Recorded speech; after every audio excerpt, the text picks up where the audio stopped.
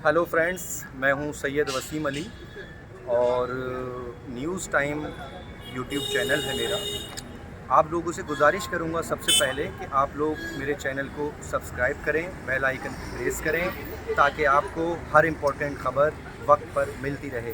साथियों, आज हम खड़े हैं अलीगढ़ मुस्लिम यूनिवर्सिटी के रजिस्ट्रार ऑफिस के सामने। ये जो बिल्डिंग है इसे एडमिनिस्ट्रेटिव ब्लॉक भी कहते हैं और इसी बिल्डिंग में सभी बड़े अधिकारियों के ऑफिस हैं, वाइस चांसलर का, रजिस्ट्रार का और एफओ का, जेएफओ का, जेआर का, सभी के ऑफिसेज इसी बिल्डिंग में हैं।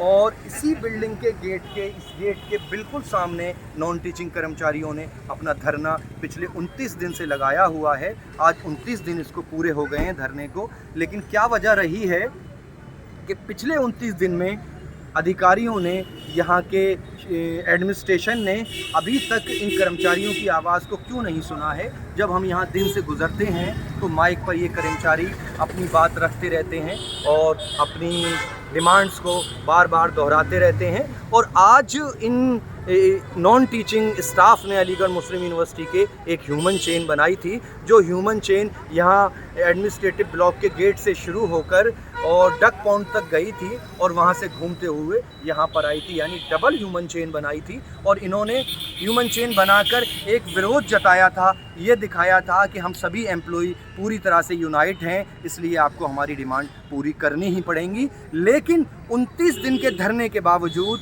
अभी तक इंतज़ामिया ने इन लोगों को मिलने के लिए भी नहीं बुलाया है। एमयू एडमिनिस्ट्रेशन ने इनके जो नेता हैं उन नेताओं को अभी तक मिलने के लिए भी नहीं बुलाया है, ना ही इनसे किसी तरह की कोई टेबल टॉक करने की बात की है। धरना इनका ख़त्म हुआ है, अभी 9 से 5 चलता है, 5 बजे के बाद ख़त्म हुआ है। आज धरने पे बहुत ज़्यादा भीड़ थी, उसकी वजह ये थी कि आज ह्यूमन चेन का इनका प्रोग्राम था। अब हम कुछ कर्मचारियों से ही जानेंगे कि आखिर क्यों 29 दिन गुजर जाने के बाद भी अभी तक जो है वो इंतज़ामिया ने इन लोगों की बात क्यों नहीं सुनी। ये कुछ लेडी एम्प्लॉई खड़े हैं, हम सीधे इनके पास चलेंगे और इनसे पूछेंगे कि आखिर क्या वजह। क्या नाम है आपका? सेबा। ये बताइए कि पिछले 29 दिन से आप लोग यहाँ धरना दे रहे हैं, पिछले 29 दिन से आप लोग यहाँ धरना दे रहे हैं, तो ऐसी कौन सी वजह है कि बिल्कुल एडमिनिस्ट्रेटिव ब्लॉक के सामने आप लोग मौजूद हैं, यहीं वाइस चांसलर भी बैठते हैं, रजिस्ट्रार भी बैठते हैं, फाइनेंस ऑफिसर भी बैठते हैं, तो क्यों ये लोग आपकी आवाज़ और आपकी बात नहीं सुन रहे हैं? देखिए, सवाल आपका बहुत अच्छा है, लेकिन असल में मैं ऐसे मजबूर हूँ तो मैं बाइट नहीं दे सकती, क्योंकि हमारे नेता जो लीडर हैं गांधी भाई, उन्होंने साफ माइक देने को मना किया है। बिल्कुल सही सवाल, बहुत अच्छा है। अगर ये बाइट आप गांधी जी से लो तो आपको इसका प्योर सवाल जवाब। गांधी जी को मैं कल और परसों 2 दिन बाइट ले चुका हूँ, कोई प्रॉब्लम नहीं है, आप बोलिए। बिल्कुल नहीं, मेरी मजबूरी है भाई, मुझसे आज ही उन्होंने मना किया है कोई बाइट। तो ये जो एजिटेशन को पूरी लीड कर रहे हैं फैसल गांधी साहब और उनके सहयोगी आबिद अली जैदी साहब, अमजद क्रांतिकारी साहब हमारे बीच मौजूद हैं। हम इनसे ही सीधा सवाल पूछेंगे। फैसल गांधी साहब, ये बताइए कि आखिर कौन सी वजह रही कि 29 दिन में एडमिनिस्ट्रेटिव ब्लॉक के सामने आपका धरना लगा है, माइक से अंदर आवाज़ भी जाती है, सब कुछ है, लेकिन क्यों एडमिनिस्ट्रेशन के लोग आपकी बात को नहीं सुन रहे? भाई ये बात तो आप उनसे पूछें तो वो क्यों नहीं सुन रहे। हमारा काम है कि भारत के संविधान में जो हमें लोकतांत्रिक अधिकार दिए गए हैं, हम उनका इस्तेमाल कर रहे हैं। और ये सवाल तो आप उनसे पूछें, जाके शेखुल जामिया से पूछें, रजिस्ट्रार साहब से पूछें, फाइनेंस ऑफिसर साहब से पूछें कि वो कौन से ऐसे कारण हैं कि जो हमारी समस्या कौन सी ऐसी, ऐसा तो नहीं है कश्मीर समस्या हल हो गई, सब काम हो गया, सब बात हो गई, उसमें ये यहाँ पे ऐसी कौन सी समस्या है, कर्मचारियों की ऐसी कौन सी डिमांड है।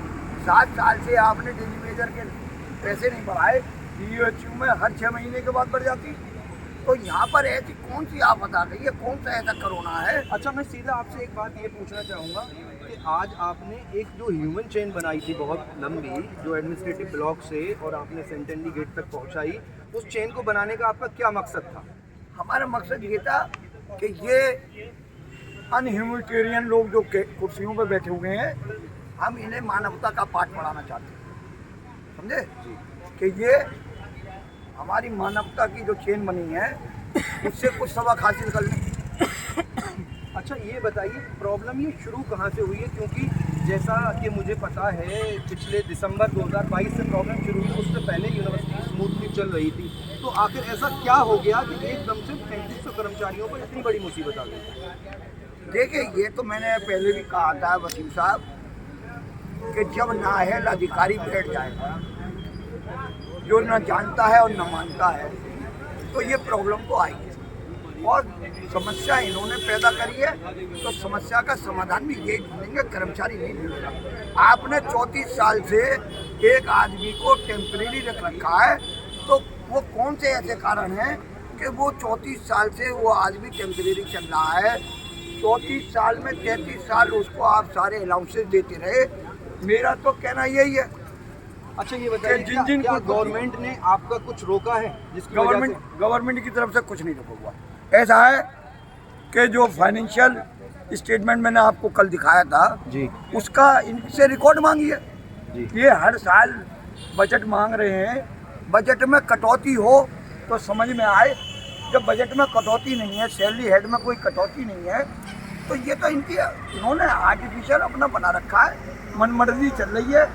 बाकी तो ऐसा है, सरकार ने तो कार के लिए भी मना करा है। नहीं, तो जैसा हमने सुना है कि अलीगढ़ मुस्लिम यूनिवर्सिटी के जो ओल्ड बॉयज़ हैं वो अलीगढ़ मुस्लिम यूनिवर्सिटी से बहुत मोहब्बत करते हैं, यहाँ के टीचर हैं, स्टूडेंट्स हैं।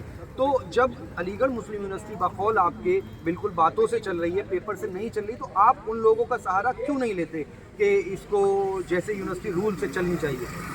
देखिए, जब एजुकेटिव काउंसिल के मेंबर्स की नहीं सुनी जा रही, जो एजुकेटिव काउंसिल में पास होता है वो नहीं माना जा रहा।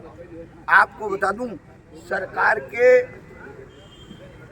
ह्यूमन रिसोर्स मिनिस्टर का एक लेटर आया और उसमें ये कहा गया कि temporary vice chancellor selection committee teaching non teaching की कर सकती है। ठीक, उन्होंने इजाज़त दी। पहले वो ऑर्डर एडॉप्ट होना था एजुकेटिव काउंसिल में, उसके बाद इम्प्लीमेंट होना था। लेकिन वहाँ पर पहले सिलेक्शन कमेटी हुई टीचर्स की, उसके बाद वो एडॉप्ट हुआ, उसके बाद वो लिफाफे खुले। तो यहाँ सब काम उल्टा हो रहा है, सब काम उल्टा हो रहा है। और नॉन टीचिंग की एक भी सिलेक्शन कमेटी नहीं हुई। कोई है इनसे पूछने वाला?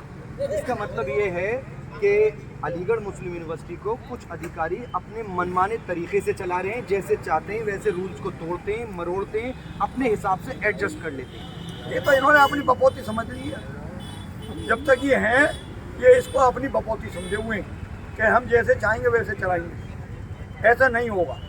तो आप लोग अब आगे 29 दिन भी गुजर गए, आपकी बात नहीं सुनी जा रही है, तो आगे क्या प्लान है आप? हमारा प्लान घोषित है, हमने घोषणा कर दी कि दिसंबर के पहले हफ्ते में हम आम हड़ताल करेंगे, जिसमें इमरजेंसी सर्विसेज भी होंगी, जिसमें एग्जामिनेशन भी होगा, जिसमें डाइनिंग हॉल भी बंद होगा, जिसमें मेडिकल सर्विसेज भी बंद होंगी। हम तो अब ये देखेंगे कि इनमें कितना दम है रोकने का और हम में कितना दम है रोकने का। दिसंबर के पहले हफ्ते में आप आम हड़ताल करने जा रहे हैं। पहले आम सभा करेंगे, पहले आप जनरल बॉडी करेंगे, उसके बाद एक जनरल बॉडी निर्णय करेगी कि अनिश्चितकालीन होगी, कि 2 दिन की होगी, कि 1 दिन की होगी। मतलब आप कहना ये चाह रहे हैं कि जनरल बॉडी अगर कहती है कि हड़ताल अनिश्चितकालीन हो जाए तो अलीगढ़ मुस्लिम यूनिवर्सिटी अनिश्चितकालीन के लिए बंद कर देंगे आप लोग? बिल्कुल, तंबू यहीं लगना है। और अब कैसे मर्दों का यहाँ लगेगा, औरतों का उस गेट पे लगेगा। बहुत शुक्रिया फैसल गांधी साहब। ये फैसल गांधी साहब जो थे ये लीडर हैं और ये बता रहे हैं कि अलीगढ़ मुस्लिम यूनिवर्सिटी को अगर इनकी डिमांड्स नहीं मानी गई तो कुछ दिन में जनरल बॉडी मीटिंग होगी, और अगर जनरल बॉडी ये डिसाइड करती है कि हड़ताल को इंडेफिनिट कर दिया जाए, मतलब 1 दिन, 2 दिन, 4 दिन, 1 हफ्ते के लिए भी कर दिया जाए, तो ये कर्मचारी अलीगढ़ मुस्लिम यूनिवर्सिटी को 1 हफ्ते के लिए हड़ताल पे ला देंगे।